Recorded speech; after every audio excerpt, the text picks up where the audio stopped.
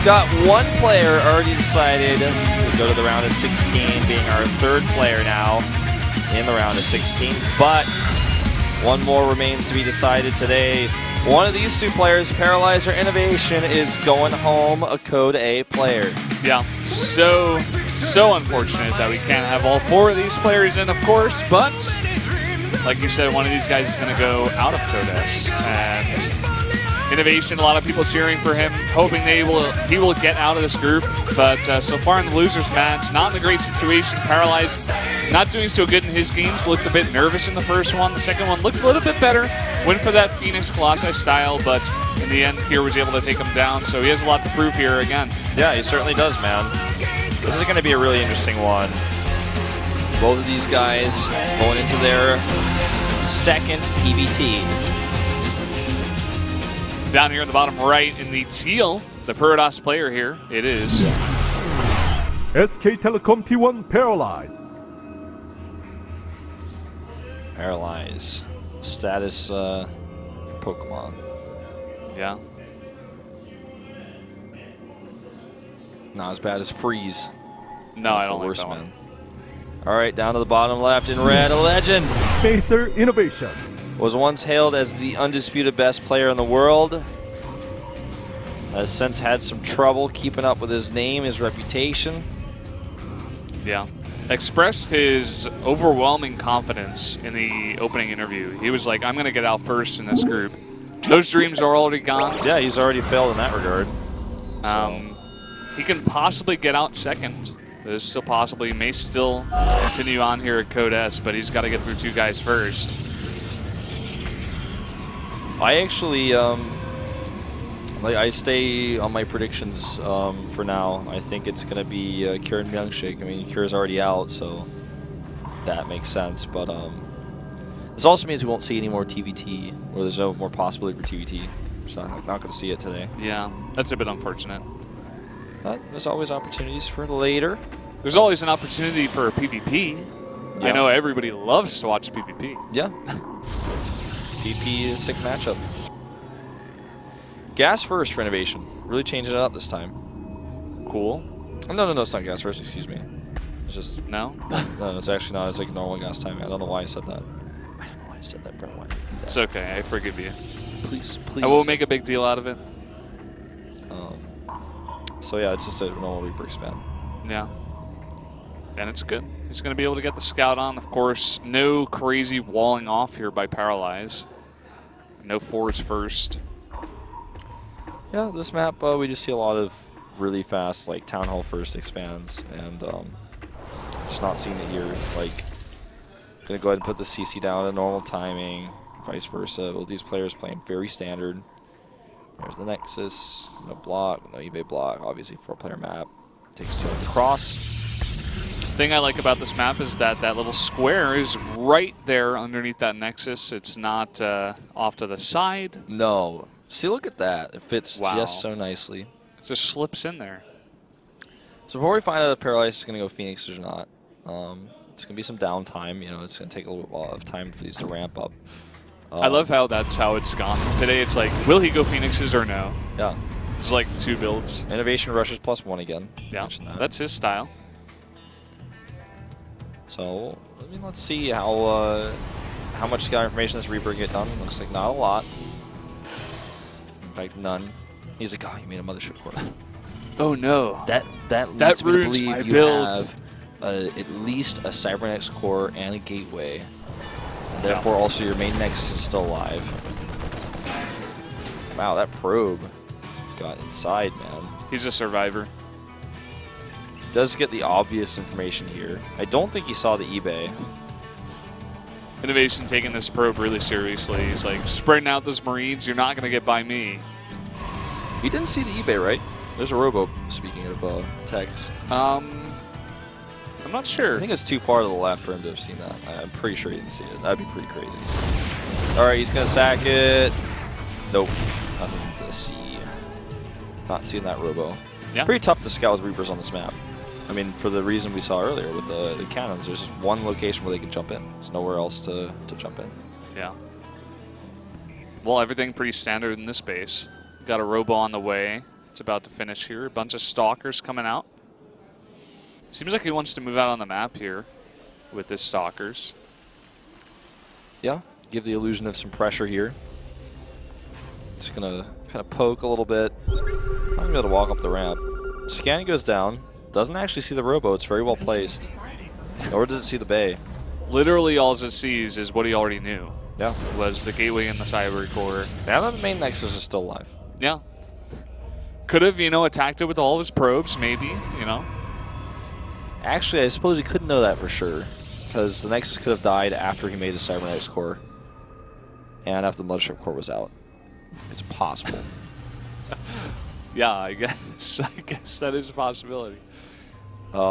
We see a warp prism. And that means we're going to see some drop action here pretty soon. Might actually try to do a counter warp in as the first Terran push comes out. This innovation likes to be aggressive, but this stamina is +1. Nah, man, I think it's going to be a Colossi drop. Actually, Colossus drop. Colossus drop. Yeah. I used to do that sometimes in the beta. Did not usually work very well. Well, we're going back in time these days. You know, a lot of Phoenix Colossi, so why not use an older build as well? Different older build. I'm just remembering, like, one of the first days of the beta, I did a Colossus drop in Metalopolis. And the guy Were you perhaps close by air? Yeah, and the guy had just moved out with his army, and, like, Colossi were much stronger back then, and he just left the game. Just remembering this. Good times. I thought that was going to become a standard build before I knew how good Vikings were. Yeah. So, a starport switcheroo here. That warp prism's getting ready. There's the warping right there. And right here. To start to finish. He's just going to wait until the army moves out and drop in. I guess he could just go ahead and drop it, but then he shows his hand, and it makes innovation, you know, less likely to take damage. The other possibility is that if he wants to drop first, then it can keep innovation from moving out. It'll stay in his base, but he doesn't really need to do that. He'd be very happy with him moving out. He can just drop these in to do some damage, forcing us to be pulled.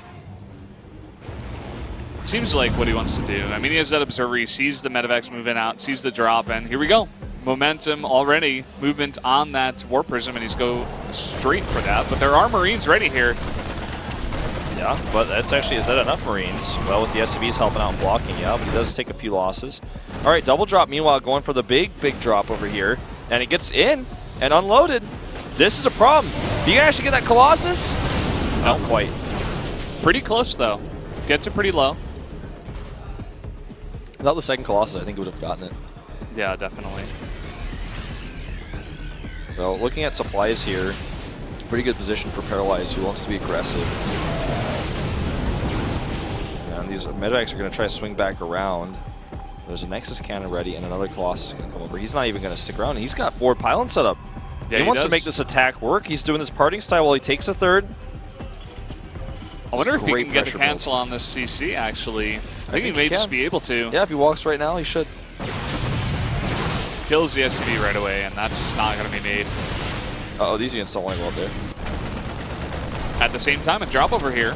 These Marines getting pretty low. Another drop would be pretty good. Yep. There's the cancel on the CC. And here we go, another drop. Just like I was saying, he's going to pressure innovation. Oh my god, this is working so well. He's got a third base on the way as well. All during this. Forcing so many units back. Kills that bunker at the front. Really impressive play here by Paralyze. He's turning the tables on aggression right now. What a great pressure. Just what a great build so far. He's going to get so far ahead with this. I mean, he's getting his forwards, his Twilight Council, he's teching up and getting an Nexus at the same time. Getting Blink. He's massively ahead now. Yep. His worker count is way up. He forced that cancel on the third while he's guys on third. His army supply is even getting close right now. Plus the advantage in tech he has. Upgrade-wise, I guess that's the only thing he's really missing. Well, that's not going to take him too long to fix if he hits his chronos right. Not playing Byung-Shik style where he doesn't give his forges any love. War Prism survives at 4 hit points as well. How bizarre. Yeah. Good song. How bizarre. Yeah. How bizarre. 4 Colossi and 4 Vikings, that's the tech story here. Like, This is going to be very difficult for Innovation to wiggle his way out of, because doing pressure is essentially impossible with that deficit in the Colossus to Viking count. He still has to worry about this Warp Prism that can come back at any moment and do additional damage. There he is. He's making his way. And that CC is so late. I think he just saw it too. I wonder if he'll warp in a Zealot, send that one Zealot over there while he then goes to warp in more in the main. Blink is about to finish on these Stalkers, and the Vikings, you know, it's going to be very hard to get a good position, especially with the blinking Stalkers that are going to be able to blink under it, blink under them, kill a bunch of the Vikings. Yeah. 16 Stalkers in this mix, continuing to make mainly Stalkers. Finally begins to make some Zealots. All right, gonna take an engagement here. Factory tank a little bit. Nice snipe on the medevac.